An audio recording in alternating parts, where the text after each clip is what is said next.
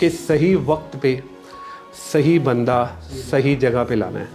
ये रिक्रूटमेंट है। ये रिकमेंड करेंगे या बंदा आप रेफ़र करेंगे तो हम आपको एक बोनस देंगे। रिटेल में ऐसा नहीं होता। ज़्यादातर बात आपको अनऑर्गेनाइज्ड कंपनीज़ की ही नज़र आएगी, क्योंकि वहाँ पर प्रोसीजर्स नहीं होते हैं। रिक्रूटमेंट में ना मेरा अपना मानना ये है कि स्ट्रक्चर तरीके से आपको चलना चाहिए। वर्ड अक्सर ये टर्म सुनी होगी, बजटेड पोजीशन। यार ये नॉन बजटेड पोजीशन है। यहाँ पर हम जितने लोग बैठे हैं उन्होंने कभी कॉस्ट ऑफ रिक्रूटमेंट भी निकाली हो? मैं श्योरिटी से कहता हूँ नहीं, क्योंकि मुझे भी बड़े अरसे के बाद पता चला था। अच्छा, मैं थोड़ा सा ना आपको ये बता दूं कि मतलब हम रिक्रूटमेंट की जब आप बात करते हैं तो रिक्रूटमेंट में सबसे जो इम्पॉर्टेंट चीज़ है उसका पर्पस क्या होता है। जैसे कल मैंने आपसे ये कहा था कि सही वक्त पे सही बंदा सही जगह पे लाना है। ये रिक्रूटमेंट है और हमने ये रिक्रूटमेंट जो है वो करनी है। सर मेरा क्वेश्चन है, मैंने जब स्टडी किया था तो मुझे ये बताया गया था कि रिक्रूटमेंट और सिलेक्शन में डिफरेंस है। हम क्योंकि जब भी यूज करते हैं रिक्रूटमेंट और सिलेक्शन को डिफरेंटली यूज करते हैं। रिक्रूटमेंट है is generating a pool of candidate according to our vacant position. जो हमारे पास वेकेंट पोजीशन है उसके अकॉर्डिंग कैंडिडेट है उसका हम पूल कर लेते हैं। और उसके बाद जो आप और सर जैसे बता रहे हैं कि सही टाइम पे सही बंदा सही पोजीशन पे लाके देना, ये तो सिलेक्शन हो गया सर। तो फिर ये मेरा जुमला आपने याद रखना है। ठीक है सर। सही वक्त पे सही बंदा सही जगह पे। रिक्रूटमेंट भी इसके अंदर कवर होगी, सिलेक्शन भी इसके अंदर कवर होगी। क्योंकि जब आप सही वक्त पे बंदा ढूंढेंगे तो आप रिक्रूटमेंट पे काम कर रहे होंगे, ठीक है। आप सही जगह पे बंदा ढूंढेंगे फिर भी आप रिक्रूटमेंट पे काम कर रहे होंगे। जब आप उसको ला देंगे तो फिर आप सिलेक्शन का प्रोसेस पूरा कर रहे होंगे। सही है ना? हाँ, ये सिलेक्शन है। अच्छा चलो सही, चलो ठीक है, ओके नो इशू, हम मान लेते हैं, कोई मसला नहीं है। अच्छा जी, तो अब हम ज़रा बात करते हैं कि meet the organisations legal and social obligations regarding the composition of its workforce. इसलिए एक मेन पर्पस होता है उनका being identifying and preparing potential job applications who will be appropriate candidate, increase organizations individual effectiveness in the short term and long term। ये main purpose होते हैं किसी भी इदारे में रिक्रूटमेंट के। और ये छोटा सा हमने डाला था कि जी कि factors effective recruitment, internal factors क्या होते हैं, एक्सटर्नल फैक्टर्स क्या होते हैं। मिसाल के तौर पे आप जब हायरिंग करते हैं, जब आप रिक्रूटमेंट करते हैं तो रेफरल बेस्ड हायरिंग का आपने सुना होगा। अक्सर औकात हम आईटी में जब हम बात करते हैं तो रेफरल बेस्ड बोनसेस हम देते हैं किसी भी एम्प्लॉय को कि यार अगर हम ये बंदा आप हमें ये रिकमेंड करेंगे या बंदा आप रेफ़र करेंगे तो हम आपको एक बोनस देंगे। रिटेल में ऐसा नहीं होता या मैन्युफैक्चरिंग में ऐसा नहीं है।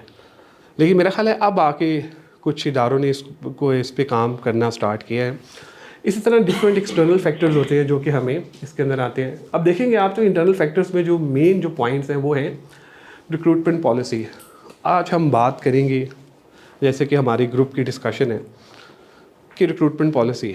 कल मैंने बड़ा ज़ोर लगाया इस चीज़ पे कि HR मैनुअल्स तो हम बना लेते हैं लेकिन हम रिक्रूटमेंट की कोई पॉलिसी नहीं बनाते हैं। उस मैनुअल में हम कुछ पॉइंट्स ज़रूर लिख लेते हैं लेकिन हम प्रॉपर रिक्रूटमेंट की पॉलिसी जो है वो नहीं बनाते। अच्छा, हमने बात की थी ऑर्गेनाइज्ड और अनऑर्गेनाइज्ड जो हमारी कंपनीज़ हैं उनकी। ज़्यादातर बात आपको अनऑर्गेनाइज्ड कंपनीज़ की ही नज़र आएगी, क्योंकि वहाँ पर प्रोसीजर्स नहीं होते हैं, आपने जाके जो है वो वहाँ पर बनाने होते हैं। तो दूसरा फैक्टर है साइज़ ऑफ द ऑर्गेनाइजेशन। जो कंपनी ग्रो करती है न्यू पोजीशंस निकलती हैं, एक्सपेंशन की तरफ जाते हैं आप। आईटी में अगर हम बात करें तो आपके पास प्रोजेक्ट्स आते हैं। दो तरह की हमारे यहाँ आईटी सेक्टर में दो तरह से हम काम करते हैं। One is the project base and second is the product base. तीसरा एक है स्टाफ ऑगमेंटेशन का।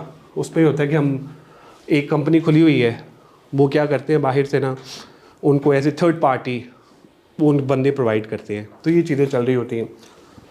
तो जो आपके पास ऑर्डर आ रहा है, मतलब आपकी एक्सपेंशन हो रही है, मिसाल के तौर पे किसी एक हम शॉप की बात करें, किसी हम आउटलेट की बात करें, तो आप एक रीजन था आपका सेंटर रीजन, अब आप कह रहे हैं आपने साउथ में एक्सपैंड करना है, अब आपने नॉर्थ में जाना है, तो उसके लिए फिर आपके पास डिफरेंट पोजीशन जो है ना वो बढ़ेंगी। तीसरे नंबर पे ह्यूमन रिसोर्स प्लानिंग। देखिए जी, रिक्रूटमेंट में ना मेरा अपना मानना ये है कि स्ट्रक्चर तरीके से आपको चलना चाहिए, प्रॉपर प्लान होना चाहिए आपके पास। अनफॉर्चुनेटली कामयाब नहीं होता, माजरत के साथ, लेकिन कामयाब इन अ सेंस ये कि बहुत सारे फैक्टर्स आ जाते हैं बीच में। मिसाल के तौर पे आपने एचआर प्लानिंग की हुई है और आपने ये सोचा, अमूमन जो एचआर प्लानिंग होती है वो होती है बजट के टाइम। बजट, आपने अक्सर ये वर्ड या अक्सर ये टर्म सुनी होगी, बजटेड पोजीशन, यार ये नॉन बजटेड पोजीशन है। तो जब आप जून जुलाई में मोस्ट प्रॉब्ली बड़े बड़े इदारों में जहाँ पर मैंने काम किया है, जैन में या जून में जो भी उनका फिजिकल पीरियड होता है, वहाँ पर ये एचआर प्लानिंग का जो पार्ट है वो वहाँ पे वो करते थे। समटाइम क्या होता था, हमने ये सोचा, एचओडी से हमने ना रिक्वायरमेंट ले ली और हमने कहा यार कि हमने इस तरह करा। अब फॉर एग्जांपल उसमें उसने लिखा कि जी दिसंबर में ना आपने मुझे ये पोजीशन फिल करके देनी है। हमने ये सारी चीज़ उस तरह से कर ली। हुआ क्या, उसी प्लान के अंदर कोई चेंजेस ये आई कि वो पोजीशन एक थी, उसके 2 बंदे और छोड़ गए उसी मंथ में, तो हमें वो 3 पोजीशनें और जो है वो फिल करनी पड़ी। तो सम टाइम ये फैक्टर्स जो हैं वो इंटरनल आते हैं, लेकिन एचआर की प्रॉपर प्लानिंग के साथ, रिक्रूटमेंट की प्रॉपर प्लानिंग के साथ आप पोजीशन अच्छे तरीके से फिल कर सकते हैं। ठीक है, उसके बाद आ जाए जी कॉस्ट ऑफ रिक्रूटमेंट। मेरा नहीं ख्याल कि यहाँ पर हम जितने लोग बैठे हैं उन्होंने कभी कॉस्ट ऑफ रिक्रूटमेंट भी निकाली हो। मैं श्योरिटी से कहता हूँ नहीं, क्योंकि मुझे भी बड़े अरसे के बाद पता चला था कि कॉस्ट ऑफ रिक्रूटमेंट होती है, किस तरह से निकलती है। आप डिफरेंट मीडियम्स यूज़ करते हैं रिक्रूटमेंट के लिए, सोर्सिंग के लिए। मिसाल के तौर पे लिंक्डइन की कल हमने बात की, लिंक्डइन के जो हमने वर्जन्स की, लिंक्डइन लाइट, लिंक्डइन रिक्रूटर, ये दोनों बहुत महंगे हैं और ये एक प्रॉपर कॉस्ट है। तीसरा, अब रिक्रूटमेंट हो किस तरह से रही है, अगर आपने ये देखना है, समझना है कि किस तरह से हो रही है। अगर हम आईटी की बात करें तो आईटी में लिंक्डइन रिक्रूटर, लिंक्डइन लाइट, जिस तरह कल हमने बताया था कि वो यूज़ हुआ हुआ लोग कर रहे हैं। उसके बाद ना उन्होंने ना रोज़ी का भी ना एक पेड जो है ना अकाउंट लिया हुआ है। एक टर्म मैं यूज़ करने लगा हूँ, मैं चाहता हूँ कि आप मुझे उसका रिप्लाई दें। एक्टिव कैंडिडेट और पैसिव कैंडिडेट में फ़र्क क्या है? एक्टिव कैंडिडेट कौन होता है और पैसिव कैंडिडेट कौन होता है? किसको पता है? वो हाथ खड़ा करे, बोले नहीं।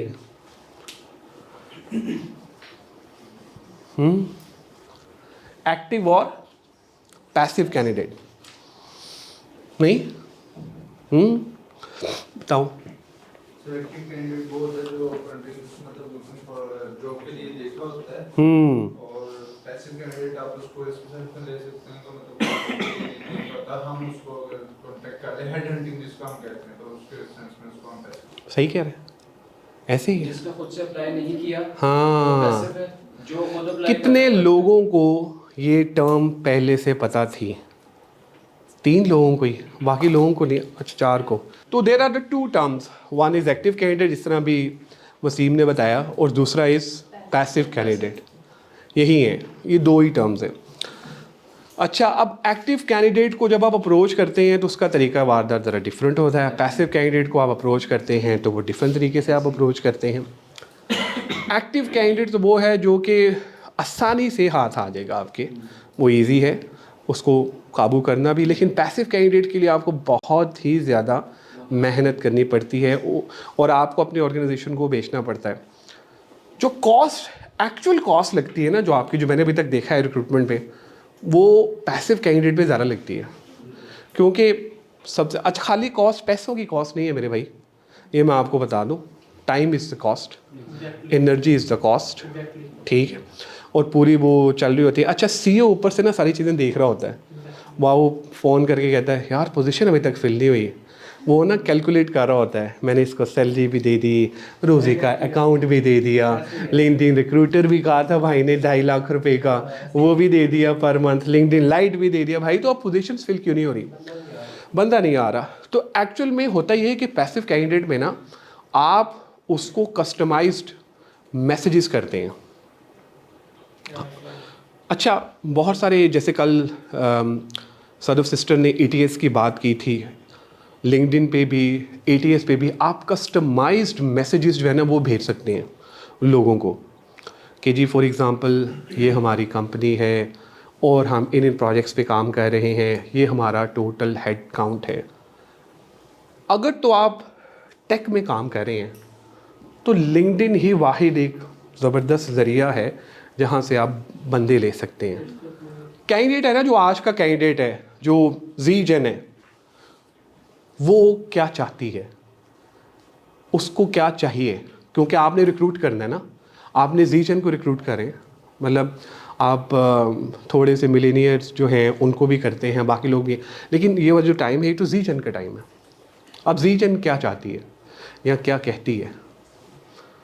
वो ये कहती है, ये लिंक्डइन की मैं आपको स्टडी बता रहा हूँ जो कि मैंने पढ़ी थी।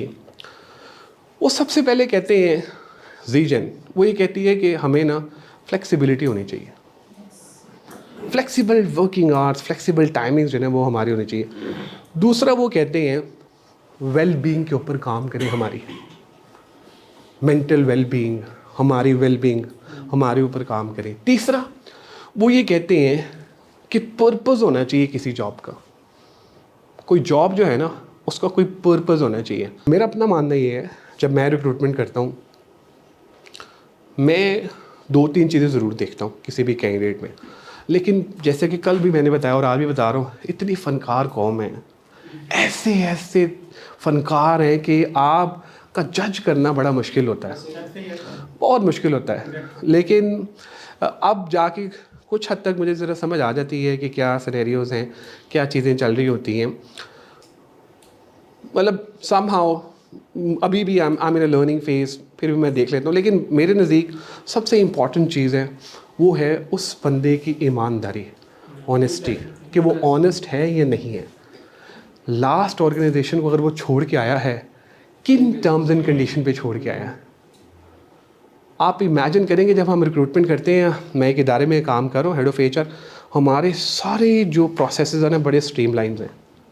लोग को हम वहाँ से गुजारते हैं और उसके बाद हम सैलरी वेरीफाई करते हैं, एक्सपीरियंस लेटर वेरीफाई करते हैं, हम लोगों की मतलब रेफरेंस चेक करते हैं। लेकिन ऐसे ऐसे फ़नकार हैं, यकीन मानो, रियल टाइम सिनेरियो में एक आपसे डिस्कस कर रहा हूँ।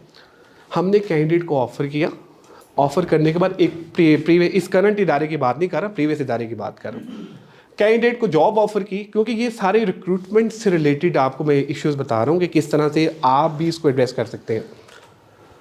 हमने कैंडिडेट को जॉब ऑफ़र की, जॉब ऑफ़र करने के बाद उसने हमसे ऑफ़र लेटर ले लिया, हमने मांगे उससे रेफरेंस चेक, उसने अपने इमीडिएट बॉस का रेफरेंस चेक हमें दे दिया। हम नहीं मांगते, उसने रेफरेंस चेक जब भेजा उसके अंदर कहा यार बॉस का दे दिया।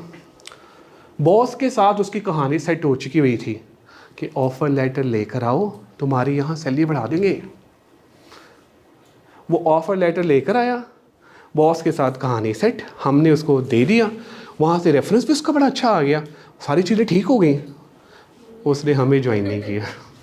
लेकिन क्योंकि अब देखो हमारे इशू ये है कि जब हम रिक्रूटमेंट करते हैं, सारी चीज़ें देखते हैं, तो हमारे यहाँ वर्क एथिक्स के बड़े मसले मसाइल हैं। वो IT के अलावा भी रिटेल में भी बहुत हैं, बहुत हैं, मैन्युफैक्चरिंग में बहुत हैं, सेल्स में बहुत हैं। मेरा एक सवाल है इसी से टॉपिक से रेलेवेंट। आपने बात की कि क्लाइंट से पैसे ले लिए, अब डेफिनेटली वापस करने हैं, तो हमें कहीं ना कहीं कॉम्प्रोमाइज़ करना है। अगर सिचुएशन इसके बिल्कुल डिफरेंट हो जाए, क्लाइंट ने आपको कहा मुझे 3 रिसोर्सेज चाहिए, रिक्वेजिशन ओपन हो गई, हमने 7 से 8 लोग प्रेजेंट करवाए, क्लाइंट ने जो है वो फैसला महफूज कर दिया कि जी मुझे 3 कैंडिडेट्स ठीक लगे लेकिन आप और प्रेजेंट करवाएं, इनको रख लेते हैं, लेकिन अगर अच्छे लगे तो दूसरों को चांस देंगे, इनको फारिग कर देंगे। और प्रेजेंट करवा दिया 8 लोग, टोटल 16 लोग तकरीबन हो गए। 16 में से 3 लोग उन्होंने रख लिए कि हाँ जी हमारी तरफ से फाइनल है। जब ओरिएंटेशन हो जाए, ओरिएंटेशन होने के बाद कहते हैं जी अब हमें एक बंदा चाहिए, बाकी नहीं चाहिए। 3 जो पिछले थे, जो उन्होंने मे बी में रखे हुए थे कि, और 3 सेलेक्ट किए, 3 में से भी एक रखा, 2 नहीं। तो इस सूरत में हमें क्या करना चाहिए? हमने जो ओवरऑल रिक्रूटमेंट का प्रोसेस, हंटिंग की, उनको इंगेज किए रखा पूरा 1 महीना, मतलब जो भी सारा सिनेरियो था, तो इस वक्त पे हमें क्या करना चाहिए? देखिए मेरी बात सुनिए, बात ये है कि जब आप किसी भी कैंडिडेट को, हम टेक की बात करते हैं, जब हम उसको अप्रोच करते हैं और हम बैकअप रखते हैं अपने पास, वो बैकअप कितनी देर तक रह सकता है हमारे पास? सबसे पहले तो ये चीज़ है, मैं वही कहने लगा ना।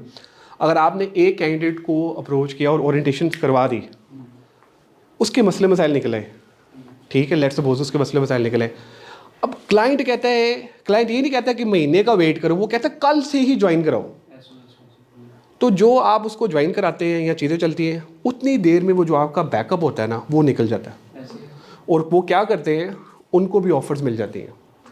हमारे आईटी में तो ये बहुत ज़्यादा है, रिटेल में और बाकी जगहों पे तो मेरा ख्याल है वहाँ पे इतना थोड़ा सा डिफरेंट है। हाँ। उसमें कि अगर आपका जो बैकअप है ना, हम्म। वो ज्वाइन तो कर लेता दूसरी जगह पे, साथ आपकी ऑप्शन को भी ओपन रखता है। जैसे ही आप उस तरफ आए, वो फिर जहाँ देख रहा था यार माहौल नहीं समझ, मजा नहीं आया, वो क्या कहता है उधर से क्विट करता है 10-15 दिन जॉब करके और आपको ज्वाइन करता है।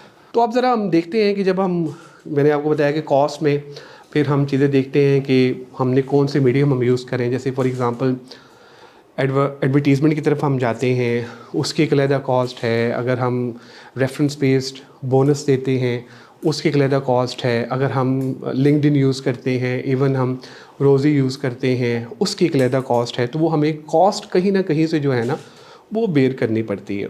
सैलरीज़ हैं लोगों की, वो सैलरीज़ जो वो पे कर रहे हैं इदारे। आईटी में जो टेक्निकल रिक्रूटर्स हैं, मेरे यहाँ बैठे होंगे 2-3, मैं भी हूँ बहरहाल, बड़े पैसे हैं, अन्य वहाँ पैसे हैं। आपको मैं कहूँगा अगर लाइफ में मौका मिले एचआर में काम करना है, तो टेक्निकल रिक्रूटमेंट ज़रूर सीखें कि टेक्निकल रिक्रूटमेंट है क्या। अच्छा, by the way, technical recruitment के लिए आपको टेक्निकल टर्मिनोलॉजीज़ का पता होना चाहिए कि कौन सी स्टैक है, किस किस्म की प्रोग्रामिंग क्या होती है, मतलब इस तरह की चीज़ें जो है ना, वो आपको पता होना चाहिए। अच्छा, ये जिस तरह मैंने आपको बताया कि ग्रोथ हो रही होती है, जो जो इदारा बढ़ रहा होता है, इसी तरह पोजीशन जो है वो आपकी आ रही होती हैं। मैं एक सॉफ्टवेयर हाउस में था, तो वहाँ पर जब हमने स्टार्ट किया तो हमने 6 या 10 लोगों से स्टार्ट किया।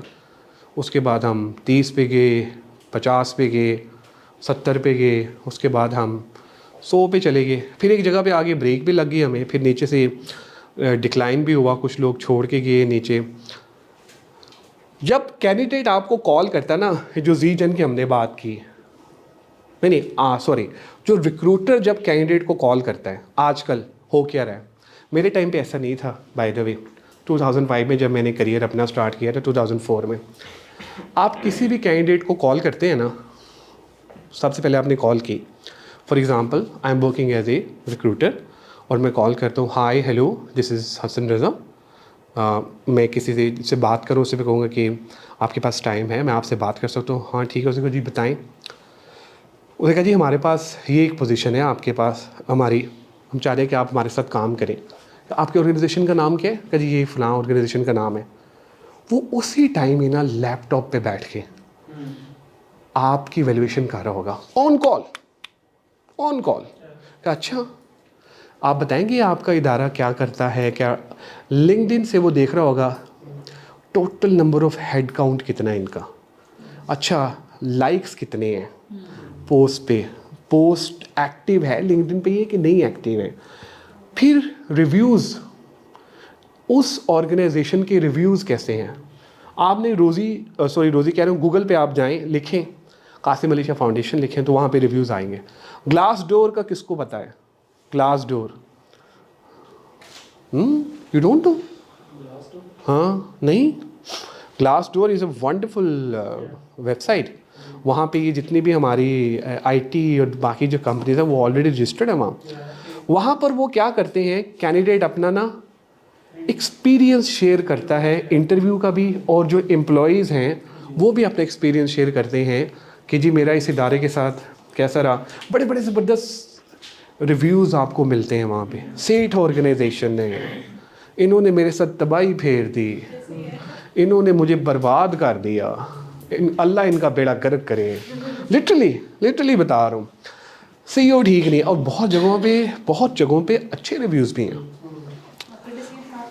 हाँ, फिर वो क्या करते हैं, वो क्या करता है कैंडिडेट उसी टाइम ना डिसीजन ले रहा होता है। आज का जो जी जन है ना, जो वो टाइम वेस्ट नहीं करता।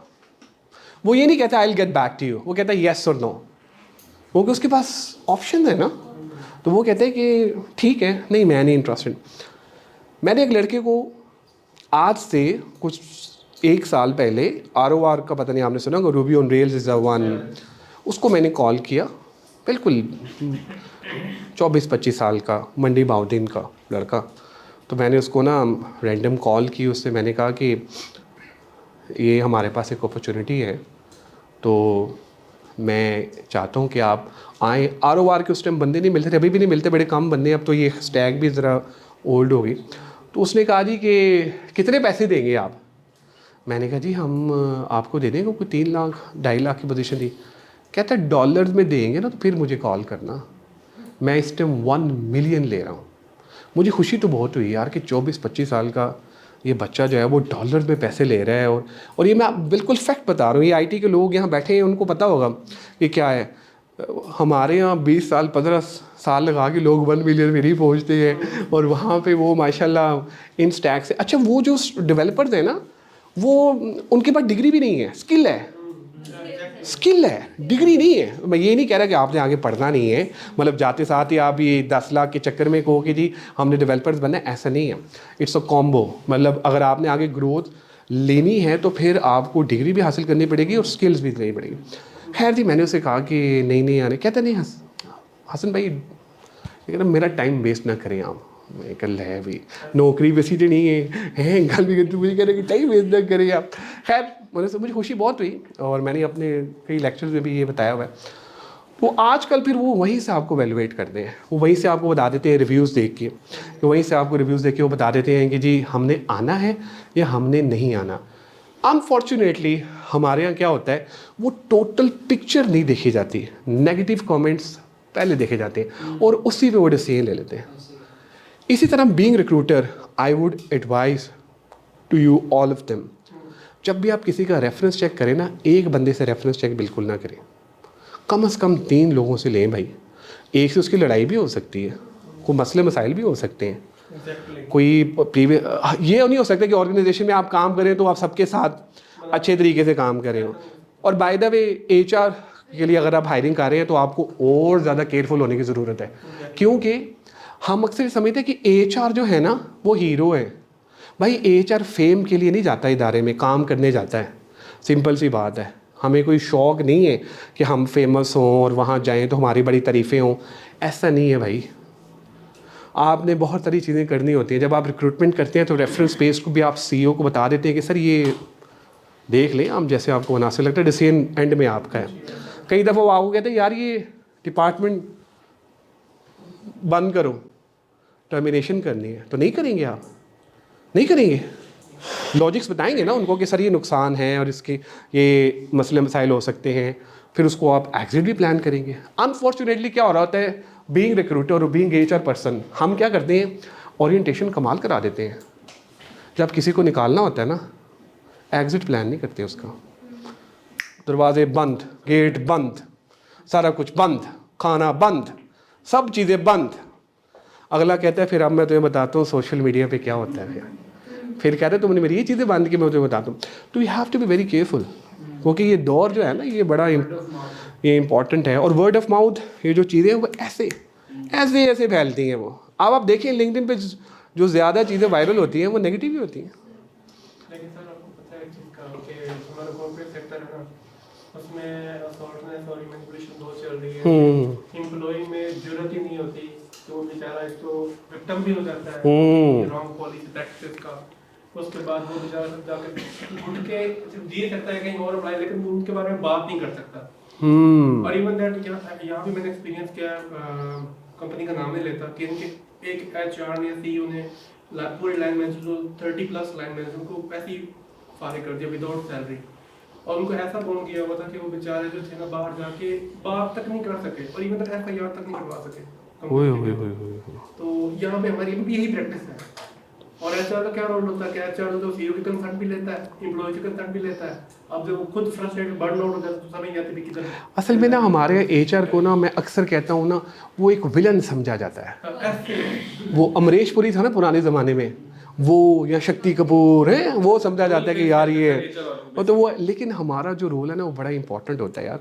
हमने एम्प्लॉयर को भी देखना है, हमने एम्प्लॉयज़ को भी देखना है, दोनों को भी। हमें कोई नहीं देखता है। हमें वो सीईओ के पास जाओ तो वो कहता है आप एम्प्लॉय की साइड लेते हैं, एम्प्लॉयज़ के पास हो वो कहते हैं आपने कभी हमारे काम ही नहीं किया, आप हमेशा जो है वो उनका कहते हैं। तो yes, it's have to be, ये बिल्कुल बैलेंस सामने रखना होता है।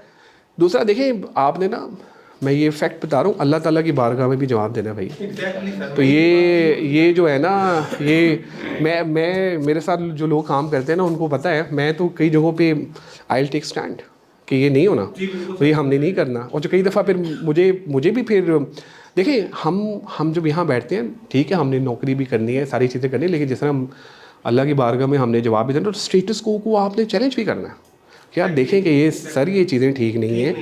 अल्टीमेटली क्या होता है, जब मैं जब कह देता हूँ ना कि किसी को, सीईओ को, कि सर ये मसला मसाइल है, तो वो नहीं मानते, तो ठीक है यार आप कर लें अपनी मर्ज़ी। फिर कोई 1 हफ़्ते के बाद 2 हफ़्ते के बाद वो कहेंगे आए जी चाय पिए मेरे साथ, आ जाए हम डिस्कशन करते हैं ज़रा इसके ऊपर। मुझे समझ आ गई है कि काम जो है ना वो हो गया। तो यस, ये चीज़ों के अंदर आपने फिर बड़ा सोच समझ के काम जी। क्वेश्चन है, अब एचआर मैनेजर को जो है या रिक्रूटमेंट टीम पे प्रेशर है कि आपने हायरिंग करनी, ठीक है, बॉस ने रोज कहना कि भाई मुझे इतने बंदे चाहिए, आप बंदे लेके आते हो, आप हायर भी कर लेते हो, अब आपका जो सुपरवाइजर या मैनेजर होता है डिपार्टमेंट का, अब प्रॉब्लम उसमें है, वो किसी को टिकने नहीं देता, ठीक है, तो इस सूरत में क्या करेंगे? अब बॉस कहेगा कि भाई कि क्या वो शायर ने बड़ा खूब कहा कि मेरा कातिल ही मेरा मुनसिब था, मेरा कातिल ही मेरा मुनसिब था, क्या मेरे हक़ में वो फ़ैसला देगा। मतलब वो मेरे हक़ में वो फ़ैसला दे ही नहीं सकता, क्योंकि वो कातिल था और उसी ने फ़ैसला देना था, तो वो फ़ैसला फिर अपने हक़ में ही देगा। देखिए, ये जो है ना, ये वाला जो आप बता रहे हैं कि रिटेंशन वाला और ये सारी चीज़ें, मैं आपको ना मैंने जो अपने सीनियर से सीखा, लोग अमूमन क्या करते हैं, अपने नीचे जो सबऑर्डिनेट लेकर आते हैं ना, वो लेकर आते हैं बस चल सो चल वाला काम कि यार चला लो ना, मेरी कोई रिप्लेसमेंट ना हो। लेकिन मैं आपको लिटरली बता रहा हूँ, मैंने अपने सीनियर सीखा है, अगर आप चाहते हैं कि आपकी ज़िंदगी आसान हो जाए ना, अपने नीचे पैसा सबऑर्डिनेट लेकर आए, आओ, कुछ करना नहीं पड़ेगा, जो करना उसने करना है। आप देखते नहीं पोस्ट, वो बॉस लिंक्डइन पे पोस्ट ही देखते हैं, नई मर्सिडीज़ आ रही है और नई चीज़ें आ रही हैं, वो तो नहीं काम करते हैं। वो तो देखिए, नीचे आपने काम करवाना है, आपने काम करना नहीं, उसके लिए आपको सबसे बेस्ट सबऑर्डिनेट चाहिए, और राज़िक अल्लाह ताला की ज़ात है। मैं आपको बता रहा हूँ, अगर कोई ये कर रहा है ना सिस्टर, तो ये आप देखेंगी कि कुछ सालों के बाद उसके साथ हो रहा होगा। वो चीज़ें तो ठीक है, लेकिन उसका कोई सॉल्यूशन, कुछ ऐसी देखिए, मैं आपको बताता हूँ इसका सलूशन क्या है। देखिए, जब आपको पता चल गया कि आपकी ऑर्गेनाइजेशन में ऐसे लोग हैं, now you need to fix it, कि हमने उनको फिक्स करना है। ऊपर जो लोग बैठे होते हैं ना टॉप लेवल मैनेजमेंट में, उनको पता होता है, उनको पता होता है कि कौन मेरा बंदा क्या कर रहा है, किस तरह से कर रहा है। कौन बताता है उनको? ऑफिस बॉय, सिक्योरिटी गार्ड, या आपके ही डिपार्टमेंट में एक आधा बंदा। नॉर्मली सर ब्लू कॉलर होते हैं। हाँ, ब्लू कॉलर होते हैं। हाँ, वो जो कि डायरेक्ट कई जगहों पे तो कैमरास के साथ माइक भी लगाए हुए हैं, ऐसे ही है, क्यों जी, है ना। तो वो सारी खबरें वहाँ पहुँच रही होती हैं, उनको पता होता है कि क्या है। अच्छा, जो बंदा ऐसे कर रहा होगा ना सिस्टर, वो इदारे के बारे में भी सिंसियर नहीं होगा। सेट कल्चर जिसका अभी हम जिक्र कर रहे हैं, हाँ, सेट कल्चर भी डिफरेंट है। कुछ सेट जो है वो पढ़े लिखे होते हैं, उनको अपने एचओडी या एचआर मैनेजर किसी उसकी बात समझ आ रही है, हाँ यार ये बात ठीक कर ले, माननी हो या ना, लेकिन वो सेंस बना रहा है यार, इट्स मेक सेंस। कुछ सेट जो होता है ना, वो पढ़े लिखे नहीं होते, वो उसी हिसाब से होते हैं, नहीं करा इनको कर दो, इसको निकालो। अच्छा, सेठ जो है ना, सेठ इज़ अ कैफियत, ये किसी में भी आ सकती है। मतलब मैं आपको सीरियसली बता रहा हूँ, ये एक कैफियत है, ये सेठ कोई वर्ड नहीं है, ये एक कैफियत है। मैं एक ना सीईओ से मिला, हमने एक डिनर करना था, तो वो काफ़ी बहुत मतलब बड़ी कंपनी के, तो मेरे मुंह से ना सेठ निकल गया। कहते यार क्या बात है तुम्हारी। मैंने कहा क्या हुआ? मुझे सेठ मत कहो।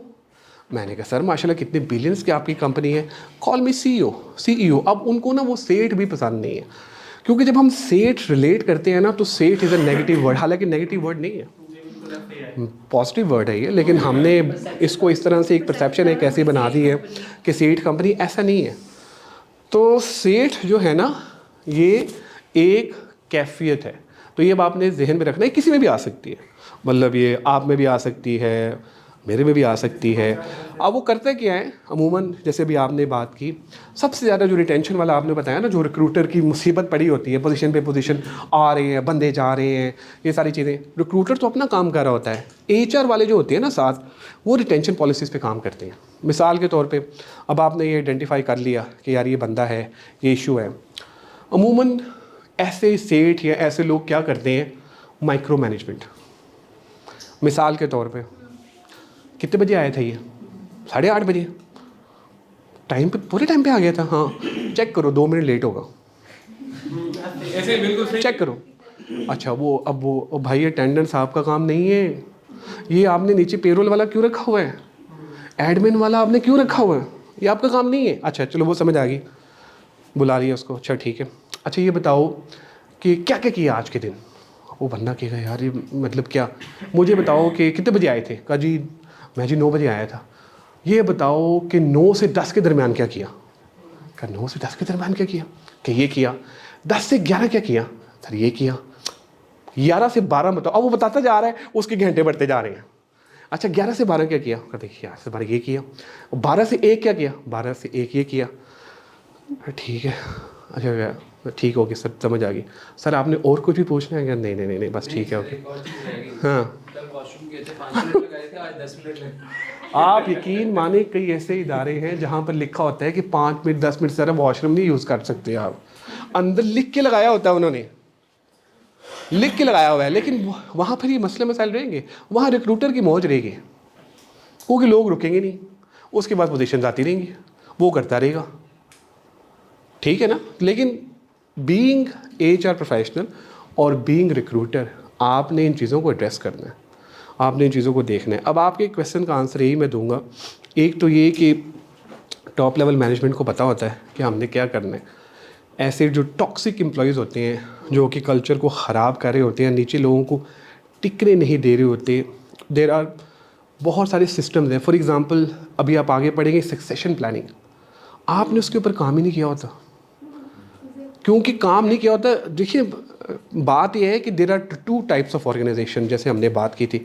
वन इज सिस्टम ओरिएंटेड, जो जिस पे सिस्टम बने हुए हैं, ऑटो पे चल रही है। एक है पीपल ओरिएंटेड, बॉस सेठ की ना एक किचन कैबिनेट बनी हुई है 7-8 लोगों की, उसने जो भी करना है ना उन 5-6 लोगों से पूछ के करना है, मतलब उसने जाना भी है ना तो वो पीछे ऐसे उसके वो 5-6 चल रहे होंगे जैसे वो चलते हैं। तो आपने क्या करना है, उस सीईओ के साथ साथ, या मतलब जो भी बॉस है, अनफॉर्चुनेटली या फॉर्चुनेटली जो भी कह ले, उस किचन कैबिनेट को भी आपने मैनेज करना होता है,